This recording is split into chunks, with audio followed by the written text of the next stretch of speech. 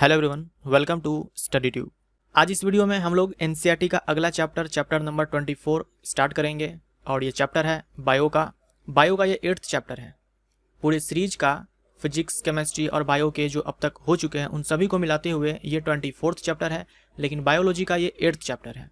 ये चैप्टर है हमारा अलैंगिक और मानव प्रजनन, एसेक्सुअल एंड ह्यूमन रिप्रोडक्शन, और ये चैप्टर हमें क्लास 10th में और 12th में पढ़ना होता है।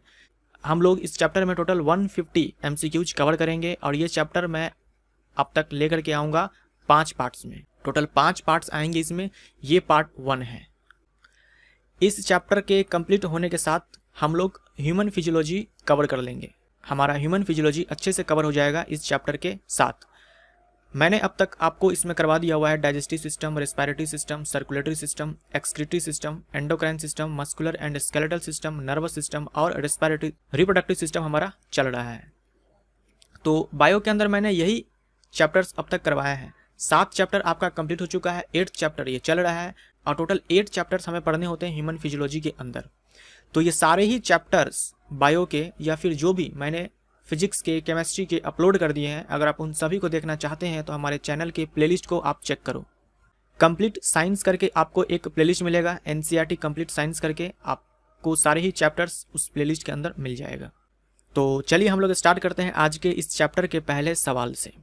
पहला सवाल है, जन्म से लेकर के नेचुरल डेथ तक का जो टाइम पीरियड होता है किसी भी ऑर्गेनिज्म के लिए, चाहे हम हैं, आप है या फिर किसी भी जीव जंतु के लिए, बर्थ से लेकर के नेचुरल डेथ तक का जो टाइम पीरियड होता है वो क्या कहलाता है? वो कहलाता है उस जीव जंतु का लाइफ स्पैन, जीवन अवधि।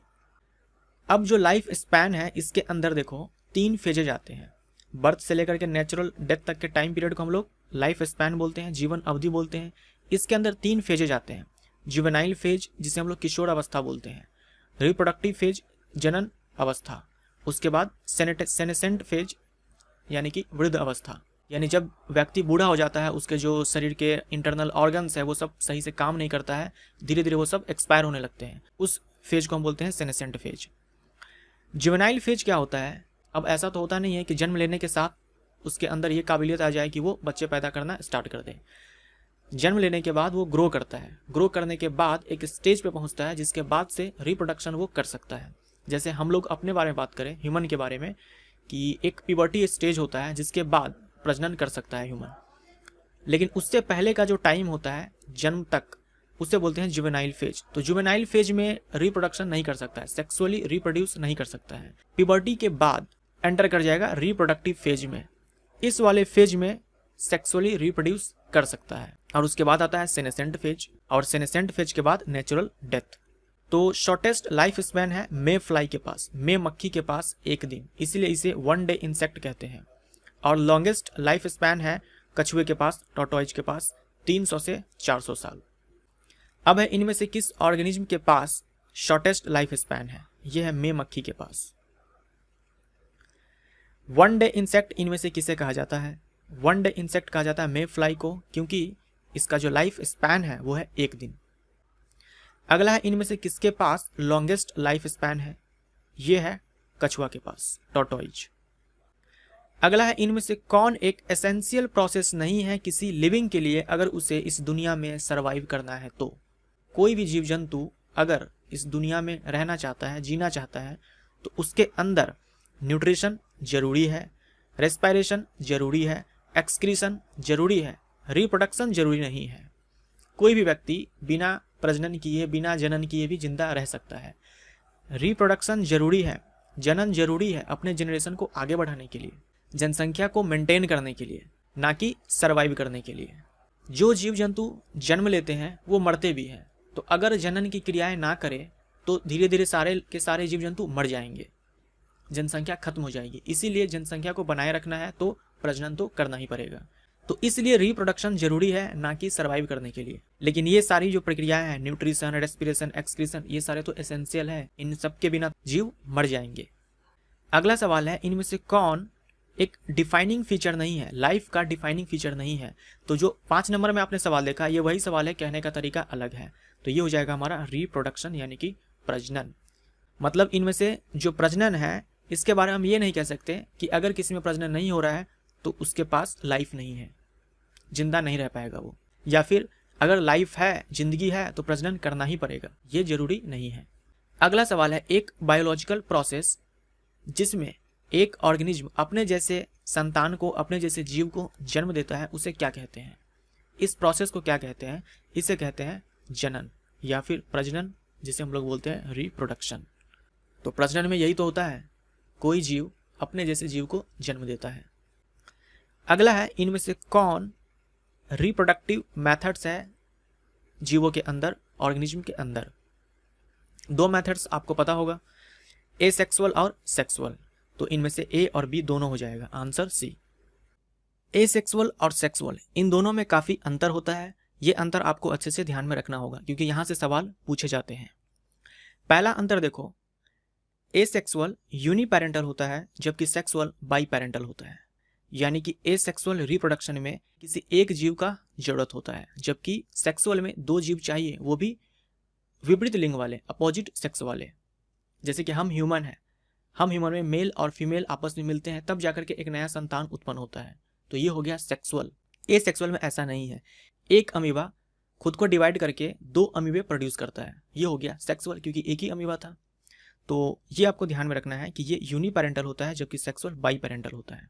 उसके बाद एसेक्सुअल में कोई गैमिट नहीं बनता है, कोई युग्मक नहीं बनता है, जबकि सेक्सुअल वाले में गैमिट्स बनते हैं। मेल अपना गैमिट बनाएगा, फीमेल अपना गैमिट बनाती है, और ये दोनों मिल करके एक नया संतान उत्पन्न करते हैं। और मेल गैमिट फीमेल गैमिट जब आपस में मिलते हैं तब उस प्रोसेस को फर्टिलाइजेशन कहते हैं। तो सेक्सुअल वाले में गैमिट्स बनते हैं तो इसमें फर्टिलाइजेशन होगा, और एसेक्सुअल वाले में तो गैमिट बनते नहीं है, इसीलिए इसमें फर्टिलाइजेशन नहीं होगा। इसके बाद एसेक्सुअल में केवल समसूत्री विभाजन होता है, केवल माइटोटिक डिवीजन होता है, जबकि सेक्सुअल में अर्धसूत्री और समसूत्री दोनों तरह के विभाजन होते हैं। हम लोग आगे आने वाले पार्ट्स में इन सारी चीज़ों को अच्छे से समझेंगे। अगला देखो, एक इम्पॉर्टेंट और डिफरेंस है कि एसेक्सुअल में क्लोन फॉर्मेशन होता है, यानी कि जेनेटिकली आइडेंटिकल संतान उत्पन्न होते हैं। जो बच्चे पैदा होते हैं इससे, ये जेनेटिकली आइडेंटिकल होते हैं, यानी कि जीन के लेवल पर एक समान होते हैं। लेकिन सेक्सुअल में ऐसा नहीं है, इसमें वेरिएशन होता है, कुछ न कुछ वेरिएशन आपको जरूर दिखेगा। जैसे आप हैं, आपके माता पिता हैं, आप में, आपके पिता में कुछ न कुछ अंतर तो जरूर होगा, चाहे हाइट का हो, चाहे कलर का हो, किसी भी तरीके से कुछ न कुछ अंतर जरूर होगा, वेरिएशन जरूर होगा। और ये सेक्सुअल रिप्रोडक्शन में ही पॉसिबल है, एसेक्सुअल में ऐसा नहीं होता है। एसेक्सुअल में 100% कॉपी हो जाता है। आप देख ही रहे हो, क्लोन बोलते हैं, क्लोन तब बोलते हैं जब जेनेटिकली आइडेंटिकल होते हैं, जीन के लेवल पर एक समान, और वेरिएशन जरूरी है इवोल्यूशन के लिए।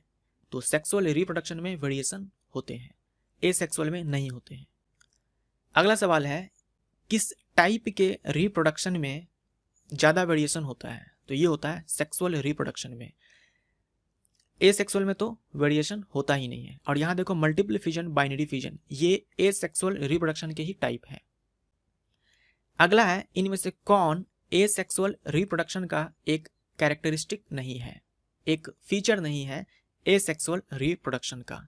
हम लोगों ने देखा कि अलैंगिक जनन ये एकल जनक होता है, यूनिपेरेंटल होता है, साथ में इसमें कोई गैमिट नहीं बनता है, कोई फर्टिलाइजेशन नहीं होता है, और इसमें क्लोन बनता है। क्योंकि एसेक्सुअली जो बच्चे रिप्रोड्यूस होते हैं वो सारे के सारे एक समान होते हैं, क्लोन्स होते हैं, तो यहाँ पर क्लोन बनता है। हमारा आंसर इसमें बी हो जाएगा, बाई पेरेंटल। ये एसेक्सुअल रिप्रोडक्शन का फीचर नहीं है। अब देखो, सेक्सुअल रिप्रोडक्शन के बारे में हम लोग आने वाले पार्ट्स में देखेंगे। एसेक्सुअल रिप्रोडक्शन को हम लोग इस पार्ट में खत्म करेंगे। एसेक्सुअल रिप्रोडक्शन के भी कई सारे मेथड्स हैं, मेनली हमें पढ़ने हैं 6 मेथड्स, जिसमें पहला है फिजन। और जो आप नीचे देख रहे हो ना, ये सारे मैंने एग्जाम्पल्स लिखे हुए हैं, जैसे कि यहाँ स्पैरोगैरा, प्लेनेरिया। तो ये स्लाइड आपके लिए इंपॉर्टेंट है, आने वाले जो भी सवाल है इस वीडियो में सारे के सारे इस स्लाइड से है। तो यहाँ से आप एक साथ एसेक्सुअल रिप्रोडक्शन के सारे टाइप्स और उसके एग्जाम्पल्स अच्छे से ध्यान में रख पाओगे। एक चीज़ और मैं आपको बता दे रहा हूँ, जो भी आप यहाँ पर एग्जाम्पल्स देख रहे हो, उदाहरण देख रहे हो, सारे के सारे क्लास 10th के NCERT पे आधारित है, ठीक है, क्लास 12th पे आधारित नहीं है ये सारे एग्जाम्पल्स। जैसे देखो, मैंने यहाँ लिखा हुआ है फिजन के 2 टाइप्स, बाइनरी फिजन और multiple fission. Binary fission amoeba के अंदर होता है, लिशमेनिया के अंदर होता है, पैरामीशियम के अंदर होता है, जबकि मल्टीपल फिजन प्लाज्मोडियम के अंदर होता है। लेकिन मल्टीपल फिजन अमीबा के अंदर भी होता है, लेकिन मैंने यहाँ सिर्फ बाइनरी फिजन में लिखा हुआ है, क्योंकि क्लास 10th में आपको सिर्फ बाइनरी फिजन के अंदर ही अमीबा को दिखाया गया है, और आपसे एग्जाम में अगर पूछे भी अमीबा के अंदर क्या होता है तो आप बोलेंगे बाइनरी फिजन। लेकिन क्लास 12th के अकॉर्डिंग इसमें मल्टीपल फिजन भी होता है, तो आपको क्लास 10th के अकॉर्डिंग ध्यान में रखना है, या फिर सिंपल सा मैं बोलूँ जो यहाँ पर लिखा हुआ एग्जाम्पल बस आप उसको रट लेना, ज़्यादा दिमाग लगाने की जरूरत आपको नहीं है। तो यहाँ देखो मल्टीपल फिजन होता है प्लाज्मोडियम के अंदर, प्लाज्मोडियम के कारण मलेरिया होता है, राइट। उसके बाद लिशमेनिया, यहाँ देखो लिशमेनिया, लिशमेनिया के अंदर बाइनरी फिजन होता है और इसके कारण कालाजर होता है। उसके बाद है फ्रेगमेंटेशन, फ्रेगमेंटेशन ये होता है स्पायरोगैरा के अंदर। उसके बाद रीजनरेशन, ये है प्लेनेरिया और हाइड्रा के अंदर। बडिंग, बडिंग मेथड से प्रोड्यूस करता है हाइड्रा और ईस्ट। उसके बाद स्पोर फॉर्मेशन, यहाँ स्पोर फॉर्मेशन में आप याद रखेंगे राइजोपस, जिसे हम लोग ब्रेड मोल्ड भी बोलते हैं। और एक और एग्जाम्पल आप याद रखो पेनिसिलियम, राइजोपस और पेनिसिलियम ये दोनों कवक है, फंजाई है, और इनमें एसेक्सुअल रिप्रोडक्शन होता है स्पोर फॉर्मेशन मेथड से। इसके बाद एक है वेजिटेटिव प्रोपेगेशन, प्रोपेगेशन यानी कि प्रोड्यूस करना, प्रोपेगेट करना, और वेजिटेटिव यानी कि प्लांट। तो वेजिटेटिव प्रोपेगेशन में होता यह है कि जो प्लांट्स के वेजिटेटिव पार्ट्स होते हैं, वेजिटेटिव पार्ट्स होते हैं जैसे कि रूट्स हो गया, स्टेम्स हो गया, लीव्स हो गया, इनसे नया प्लांट ग्रो होता है। अगर नया प्लांट ग्रो खुद से हो रहा है तो वो हो जाएगा नेचुरल वेजिटेटिव प्रोपेगेशन। अगर आर्टिफिशियल तरीके से यानी हम लोग ह्यूमन करवा रहा है तो वो हो जाएगा आर्टिफिशियल वेजिटेटिव प्रोपेगेशन। जैसे डहलिया का प्लांट, आपको ध्यान में रखना है, रूट वाले में देखो डहलिया और स्वीट पोटैटो लिखा हुआ है। डहलिया का जो प्लांट होता है उसका जो रूट होगा उनसे एक नया प्लांट ग्रो हो सकता है। उसके बाद स्वीट पोटैटो, स्वीट पोटैटो ये रूट है, और एक स्वीट पोटैटो के पास ये काबिलियत है कि एक नया प्लांट को जन्म दे सकता है। ऐसे ही देखो स्टेम्स के अंदर मैंने लिखा हुआ है potato, onion, ginger, garlic, turmeric, तो ये सारे के सारे तने हैं, सारे के सारे स्टेम्स हैं। अच्छे से ध्यान में रखना ये चीज, ये सारे ही स्टेम्स हैं। तो एक प्याज जो कि एक स्टेम है, उसको अगर आप मिट्टी में डाल दो और देखभाल करो अच्छे से, सुटेबल कंडीशंस उसको प्रोवाइड होने चाहिए, तो वहां से एक नया प्लांट ग्रो कर जाएगा। ऐसे ही लीव्स में देख लो ब्रायोफाइलम और बिग्नोनिया। ब्रायोफाइलम का आप आगे पिक्चर देखोगे कि ब्रायोफाइलम की जो पत्ती होती है उस पर छोटे छोटे प्लांट उग जाते हैं, वही प्लांट फिर टूट जाएंगे, मिट्टी में गिर जाएंगे और वहां पे एक नया प्लांट जन्म ले लेगा। तो ये सब अगर अपने से हो रहा है तो ये हो जाएगा नेचुरल वेजिटेटिव प्रोपेगेशन। और आर्टिफिशियल में देख लो कटिंग हो गया, ग्राफ्टिंग हो गया, लेयरिंग हो गया। तो आने वाले जो भी सवाल है ये इसी स्लाइड पे बेस्ड है, तो इस स्लाइड को पॉज करके आप अच्छे से एक बार देख लो। अब यहाँ देख लो हिंदी में है, अलैंगिक प्रजनन के भी कई सारे तरीके होते हैं, जैसे कि विखंडन। विखंडन के दो प्रकार होते हैं, द्विविखंडन, बहुविखंडन। द्विविखंडन के द्वारा जनन करते हैं अमीबा, लिशमेनिया जिसके कारण कालाजर होता है, पैरामीशियम। बहुविखंडन के द्वारा जनन करते हैं प्लाज्मोडियम जिसके कारण मलेरिया होता है। खंडन के द्वारा स्पायरोगैरा, ये एक एल्गी है। उसके बाद पुनर्जनन के द्वारा प्लेनेरिया और हाइड्रा। मुकुलन विधि द्वारा हाइड्रा और खमीर, यहाँ देख लो हाइड्रा यहाँ भी है और यहाँ भी है, तो हाइड्रा पुनर्जनन और मुकुलन दोनों विधियों से प्रजनन कर सकता है। उसके बाद बीजाणु समासंग के द्वारा राइजोपस और पेनिसिलियम आपको ध्यान में रखना है। कायिक प्रवर्धन देख लो, कायिक प्रवर्धन क्या होता है? कायिक प्रवर्धन में पौधे के जो कायिक भाग होते हैं जैसे कि जड़ हो गया, तना हो गया, पत्ती हो गया, इनसे एक नया पौधा जन्म लेता है। तो अगर खुद से जन्म ले रहा है तो प्राकृतिक कायिक प्रवर्धन, अगर कोई मनुष्य करवा रहा है तो वो हो जाएगा कृत्रिम कायिक प्रवर्धन। कायिक प्रवर्धन हम लोग जड़ से करवा सकते हैं। इसी तरह से तना में देख लो आलू, प्याज, हल्दी, लहसुन, अदरक, ये सारे के सारे तने हैं, और इन सब से अगर इसे मिट्टी में डाल दिया जाए, अगर फेवरेबल कंडीशंस प्रोवाइड कराया जाए, अगर इसके अनुकूल वातावरण दिया जाए, तो इन सब से एक नया प्लांट, एक नया पौधा पैदा हो सकता है। वैसे ही पत्तियों से कायिक प्रवर्धन होता है। एग्जाम्पल में देख लो ब्रायोफाइलम, बिग्नोनिया। कृत्रिम रूप से देखो कलम है, पर्तन है, रोपण है, तो ये हम लोग आगे देखेंगे।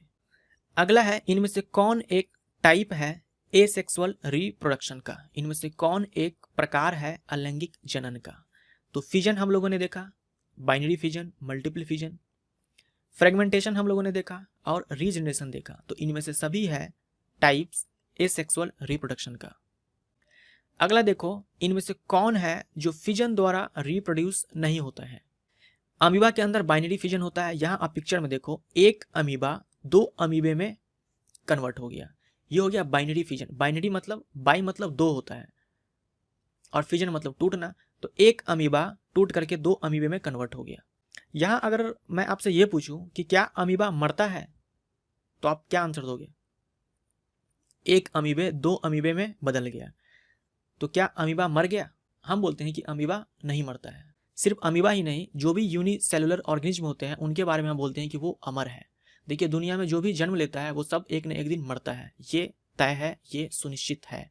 लेकिन यूनिसेलुलर के बारे में कहा जाता है कि ये मरते नहीं है, ये अमर होते हैं। कारण यही है, आप देख लो, एक अमीबा 2 अमीबे में कन्वर्ट हो गया, तो ये मरा कहाँ? फिर ये एक अमीबा 2 में कन्वर्ट होगा, फिर ये 2 में कन्वर्ट होगा, तो मरा कहाँ? अब ऐसा नहीं है कि आप इसको क्या करो, मार दो, कुचल करके इसको जानबूझ करके मार दो, तो ऐसा नहीं, फिर तो मर जाएगा। नेचुरल डेथ की बात मैं कर रहा हूँ। तो ये आप ध्यान में रखो कि यूनिसेलुलर के बारे में कहा जाता है कि ये अमर होते हैं। और ये देखो है लिशमेनिया, लिशमेनिया जिसके कारण होता है काला जर। एक चीज और यहाँ पर इंपॉर्टेंट है, ध्यान रखने वाली बात है, अमीबा के अंदर जो बाइनरी फिजन होता है वो किसी भी तल से हो जाता है, किसी भी प्लेन से हो जाता है, लेकिन लिशमेनिया के अंदर एक फिक्स्ड प्लेन से होता है और वो है लॉन्गिट्यूडिनल प्लेन।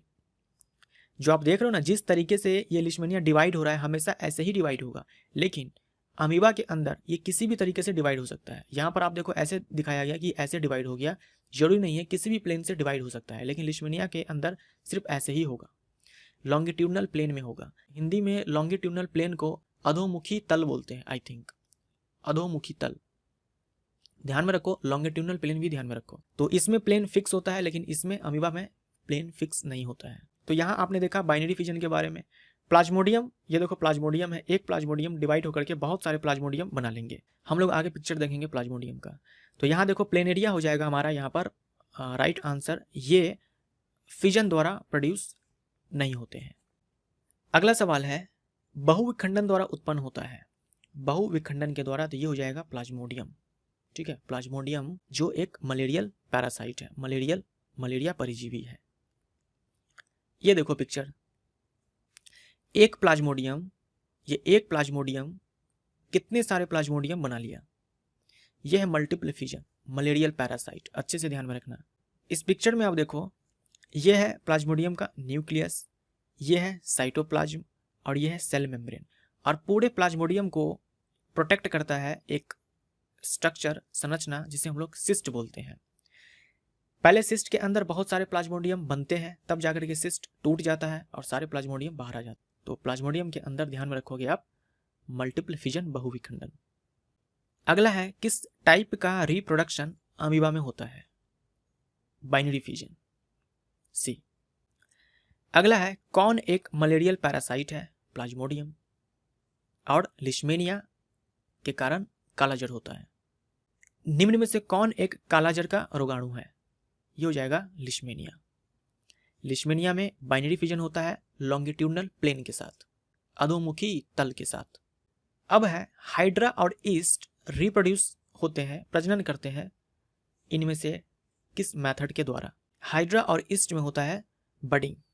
ये आप देखो, एक हाइड्रा के अंदर पहले ये बर्ड्स निकलते हैं, फिर ये ग्रो करता है, एक नया हाइड्रा यहाँ से जन्म लेता है और फिर ये हाइड्रा यहाँ से अलग हो जाएगा, डिटैच हो जाएगा अपने पेरेंट बॉडी से, यानी कि जो पेरेंट हाइड्रा है उससे ये अलग हो जाएगा, डी अटैच हो जाएगा। और ऐसा ही ईस्ट के अंदर होता है, खमीर में होता है। अगला है, निम्नलिखित में से कौन खंडन द्वारा पुनः उत्पन्न हो सकते हैं, रीजनरेट हो सकते हैं फ्रेगमेंटेशन के जरिए? तो ये देखो, एक एग्जाम्पल आपको ध्यान में रखना है, ये एक शैवाल है, ये है स्पायरोगैरा। यहाँ देखो, ये 2 में डिवाइड हो गया। अब ये 2 में डिवाइड होने के बाद, ये पहले एक स्पायरोगैरा था, अब ये 2 में डिवाइड हो गया, तो ये एक अलग ऑर्गेनिज्म हो जाएगा और ये एक अलग हो जाएगा, यानी अब 2 स्पायरोगैरा ये हो चुका है। अगर ये 3 टुकड़ों में डिवाइड होता तो 3 स्पायरोगैरा नया बनता। तो जिन जीवों में फ्रेगमेंटेशन के द्वारा रिप्रोडक्शन होता है, उनमें जितने भी टुकड़े हो जाए सब एक नया कंप्लीट ऑर्गेनिज्म बन जाएगा। तो यहाँ पर हम टिक करेंगे बी। अगला है, आपको इनकरेक्ट मैच इसमें चूज करना है, रिप्रोडक्शन और उसके एग्जाम्पल से रिलेटेड। स्पायरोगैरा में फ्रेगमेंटेशन सही है, रीजनरेशन प्लेनेरिया और हाइड्रा में सही है, ध्यान में रखना है आपको, प्लेनेरिया और हाइड्रा इन दोनों में रीजनरेशन द्वारा रिप्रोडक्शन होता है। अगला है, बडिंग द्वारा ईस्ट और हाइड्रा। चूहे में देखो फिजन दे रखा है, तो ये गलत हो जाएगा। तो एक हाइड्रा है जो बडिंग के द्वारा भी प्रोड्यूस होता है और रीजनरेशन के द्वारा भी प्रोड्यूस होता है। आगे देखो, इनमें से कौन है जो प्रजनन कर सकता है मूकलन और पुनर्जनन द्वारा? ये आपके ग्रुप डी में पूछा हुआ सवाल है, यहाँ हो जाएगा हाइड्रा। हाइड्रा का आपने थोड़ी देर पहले देखा था बडिंग के द्वारा। अब यहाँ देखो रीजनरेशन। देखो रीजनरेशन में होता ये है, कोई ऑर्गेनिज्म का कोई बॉडी पार्ट कट जाता है तो वो बॉडी पार्ट फिर से आ जाएगा, वो होता है रीजनरेशन। जैसे आपने छिपकली के केस में देखा होगा, छिपकली की पूंछ कट जाती है, वापस से पूंछ आ जाती है, तो वो हो गया रीजनरेशन। तो इसी तरह से यहाँ देखो हाइड्रा में क्या हुआ, 2 पार्ट में कटा ये, तो इस वाले में जो पार्ट नहीं था वो आ गया, और इस वाले में जो पार्ट नहीं था यहाँ पे वो आ गया। तो ये होता है रीजनरेशन। अगला है बीजाणु समासंग द्वारा प्रजनन करता है, रिप्रोड्यूस बाय स्पोर फॉर्मेशन। ये हो जाएगा राइजोपस। राइजोपस और पेनिसिलियम ये दोनों आपको ध्यान में रखना है। पेनिसिलियम, पैरामीशियम नहीं, पैरामीशियम में होता है बाइनरी फिजन, पेनिसिलियम। ये देखो एक पिक्चर दिखाया गया है राइजोपस का। इस पिक्चर में ये देखो जो आपको बल्ब दिख रहा है इस प्रकार से, इसे बोलते हैं स्पोरेंजिया। स्पोरेंजिया में बहुत सारे स्पोर्स होते हैं, यानी कि सेल्स होते हैं, बहुत सारे स्पोर्स होते हैं। जब ये स्पोरेंजिया मैच्योर हो जाता है तब ये ब्रस्ट कर जाता है, यानी फट जाता है। उसके बाद ये सारे ही स्पोर्स हवा में फैल जाते हैं। हवा में फैलने के बाद ये जमीन के जिस हिस्से पे गिरते हैं वहाँ पर अगर इसे एक अनुकूल वातावरण मिला तो वहाँ पर नए नए राइजोपस जन्म ले लेंगे। तो यहाँ पर हमारा बी हो जाएगा राइजोपस, जिसे हम लोग ब्रेड मोल्ड भी कहते हैं।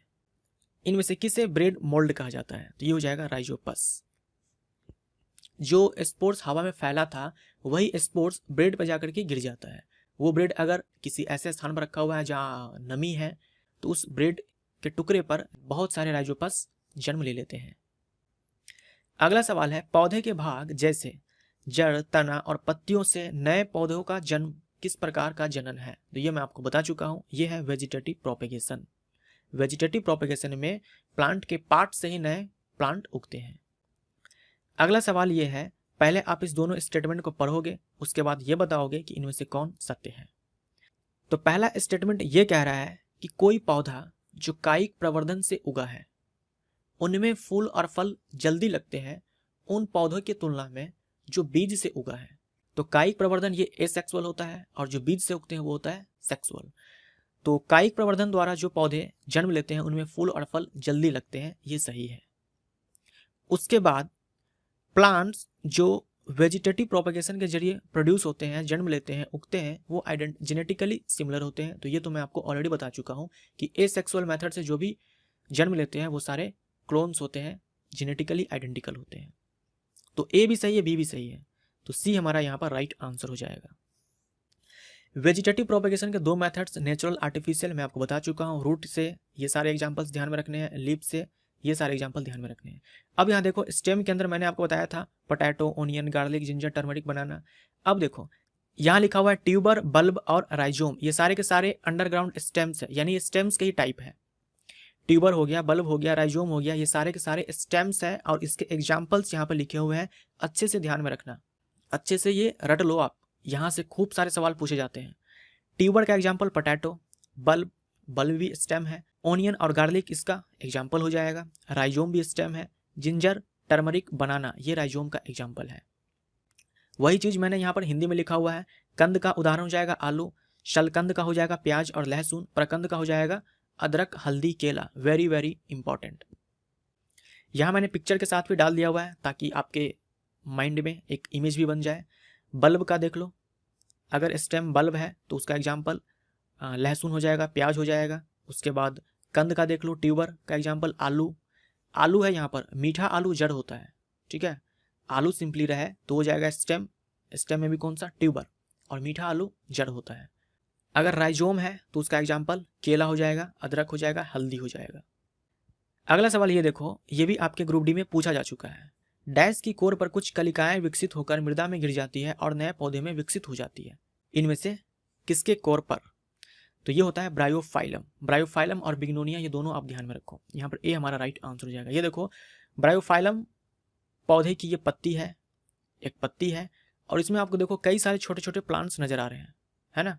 तो ये सारे बर्ड्स हैं, ये बर्ड्स इस पत्ती से अलग होकर के जमीन पे गिर जाते हैं और जहां जहां गिरेंगे वहां नया पौधा उग जाएगा। अगला है, इनमें से कौन एक स्टेम नहीं है, एक तना नहीं है, राइजोम, बल्ब, ऑफसेट, ऑफसेट भी ये तना है, तो इनमें से कोई नहीं है जो तना नहीं है। अगला सवाल है, इनमें से कौन एक स्टेम है, स्टेम में भी कौन सा बल्ब होना चाहिए, तो ये है लहसुन और प्याज, जिसमें कि आपको विकल्प में सिर्फ प्याज दे रखा है, तो बी हमारा राइट आंसर। अदरक किसका उदाहरण है? अदरक हो गया, हल्दी हो गया, केला हो गया, ये सारे उदाहरण है राइजोम के, यानी कि स्टेम के। अगला सवाल है, इनमें से कौन एक उदाहरण नहीं है राइजोम का? तो जिंजर, टर्मरिक, बनाना, ये सारे के सारे उदाहरण है राइजोम का। गार्लिक और ओनियन ये बल्ब हो जाएगा। अगला सवाल है, वेजिटेटिव प्रोपेग्यूल्स और उसके एग्जाम्पल्स से रिलेटेड इनकरेक्ट मैच चूज करना है। तो ये ट्यूबर, राइजोम, बल्ब, इन सबको ही वेजिटेटिव प्रोपेग्यूल्स कहते हैं। तो ट्यूबर का एग्जाम्पल पोटैटो सही है। राइजोम में देखो यहाँ पोटैटो लिखा हुआ है, तो ये गलत हो जाएगा। तो बी हमारा राइट आंसर है, ये गलत मैच्ड है। बल्ब में गार्लिक और रूट में स्वीट पोटैटो, तो ये भी सही है। अगला है, स्वीट पोटैटो किसका उदाहरण है? ये हो जाएगा रूट का। अगला देखो, टेरर ऑफ बंगाल किसे कहा जाता है? बंगाल का आतंक किसे कहा जाता है? ये कहा जाता है जलकुंभी के पौधे को। ठीक है, आपने देखा होगा आपके आसपास कोई अगर जलाशय है, कोई वाटर बॉडी है, तो आप जाकर के वहाँ देखना, आपको ये प्लांट जरूर दिख जाएगा। आपने ऐसे जलाशय भी देखे होंगे जिनके सरफेस पे आपको सिर्फ यही प्लांट दिखेगा, क्योंकि ये इतने तेजी के साथ फैलते हैं कि पूरे वाटर बॉडी के सरफेस पे बिछ जाते हैं। आपको पता भी नहीं चलेगा कि यहाँ पे जलाशय है भी या नहीं है। अब है कि इसे हम आतंक क्यों कहते हैं? आतंक इसलिए कहते हैं क्योंकि ये बहुत तेजी से फैलते हैं, घनी आबादी में होते हैं, और पानी के अंदर जो भी ऑक्सीजन घुला हुआ होता है सारे ये यूज कर लेते हैं, जिसके कारण जो मछलियाँ होती है उसे ऑक्सीजन नहीं मिल पाता है और मछलियाँ मर जाती है। तो मछलियों के लिए ये एक आतंकवादी है। ये हो जाएगा टेरर ऑफ बंगाल। बंगाल इसलिए क्योंकि ये देखो, इसके जो फूल होते हैं ये बहुत ही सुंदर होते हैं, तो बंगाल के जलाशय में इसे लाया गया था इसके सुंदर फूलों के कारण, लेकिन बाद में पता चला कि ये पौधे तो पूरे वाटर बॉडी पे ही कब्जा कर लेते हैं।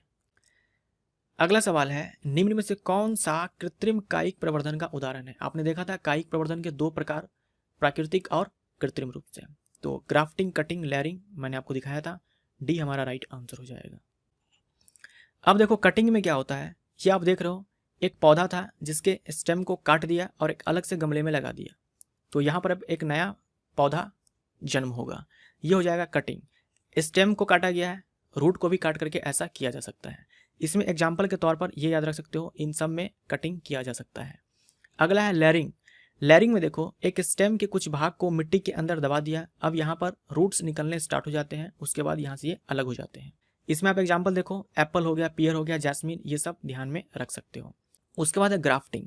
ग्राफ्टिंग में दो प्लांट्स लेते हैं, एक ये वाला टुकड़ा देखो अलग प्लांट का है और ये वाला टुकड़ा अलग प्लांट का है, इसे बोलते हैं स्टॉक और इसे बोलते हैं सायोन, और फिर इस दोनों को कंबाइन कर दिया जाता है, यहाँ पर देखो बांध दिया गया, इसे बोलते हैं ग्राफ्टिंग। ये मैंगो और प्लम के प्लांट के साथ ऐसा किया जा सकता है। तो ये कटिंग, लेयरिंग और ग्राफ्टिंग था, जो कि आर्टिफिशियल प्रोपेगेशन के मेथड्स हैं। अगला सवाल है, देखो उस तकनीक को क्या कहते हैं जिसमें पौधे के उत्तक या कोशिकाओं को पौधे के शीर्ष के वर्धमान भाग से अलग कर नए पौधे उगाए जाते हैं। इसे बोलते हैं टिश्यू कल्चर। टिश्यू कल्चर में करते ये हैं कि एक प्लांट लेते हैं, उस प्लांट के टिश्यू को निकाल करके हम लैब में ले जाते हैं, लैब में ले जा करके उसे ट्यूब के अंदर डाल देते हैं। जो भी सेल के डिवीजन के लिए, टिश्यू में जो भी सेल है वो डिवाइड करेगा, तो उसके डिवीजन के लिए वहाँ पे प्लांट के ग्रोथ के लिए जो सब भी चाहिए, सब्सटेंस, केमिकल्स, हार्मोन्स, वो सब प्रोवाइड करवाते हैं उस ट्यूब के अंदर और प्लांट को ग्रो करवाते हैं। कटिंग में हम लोग क्या करते थे, स्टेम को काट कर ले जाते थे, रूट को काट करके ले जाते थे। ग्राफ्टिंग में हम लोग दो अलग अलग टुकड़े को कंबाइन करते थे।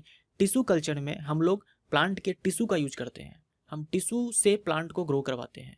और टिश्यू क्या होता है, ग्रुप ऑफ सेल्स होते हैं, इसीलिए यहाँ पर लिखा हुआ है उत्तक या फिर कोशिका, टिश्यू और सेल्स। और ये सेल्स हम लेते कहाँ से, टिश्यू लेते कहाँ से, हम लोग टिप से लेते हैं, चाहे स्टेम का टिप हो चाहे रूट का टिप हो, क्योंकि टिप्स के पास जो सेल्स होते हैं वो हेल्दी होते हैं और वो तेजी से डिवाइड करते हैं, इसीलिए हम लोग टिप से लेते हैं। तो ये टिश्यू कल्चर हो जाएगा। ठीक है, ए हमारा यहाँ पर राइट आंसर है, उत्तक संवर्धन। तो जो सजावटी पौधे होते हैं उनके लिए खासकर टिश्यू कल्चर का यूज किया जाता है, सजावटी पौधों के लिए, ऑर्नामेंटल प्लांट्स के लिए। अगला है, टिश्यू कल्चर में कैलस क्या है?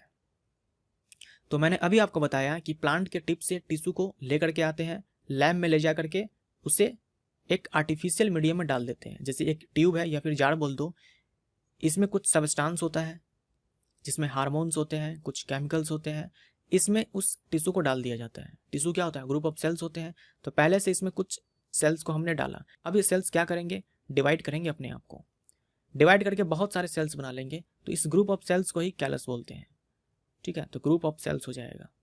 तो ये सारे सेल्स डिवाइड करते हैं, फिर डिफरेंशिएशन होता है, विभेदीकरण होता है, फिर नए प्लांट्स ग्रो करने स्टार्ट कर देते हैं। फिर इन प्लांट्स को यहाँ से निकाल करके, पौधों को निकाल करके मिट्टी में जा करके गाड़ देंगे, फिर वहाँ पर एक नया पौधा ग्रो करेगा। तो टिश्यू कल्चर से ये एक फ़ायदा हो जाता है कि एक पौधे से बहुत सारे पौधे उगाए जा सकते हैं। उसके बाद जो टिश्यू कल्चर से पौधे उत्पन्न होते हैं उनमें कोई बीमारी भी नहीं होती है, ये भी एक फ़ायदा है। तो ये हमारा पार्ट 1 था। पार्ट 1 हमारा कंप्लीट होता है। मिलते हैं अगले पार्ट में। Thank you so much.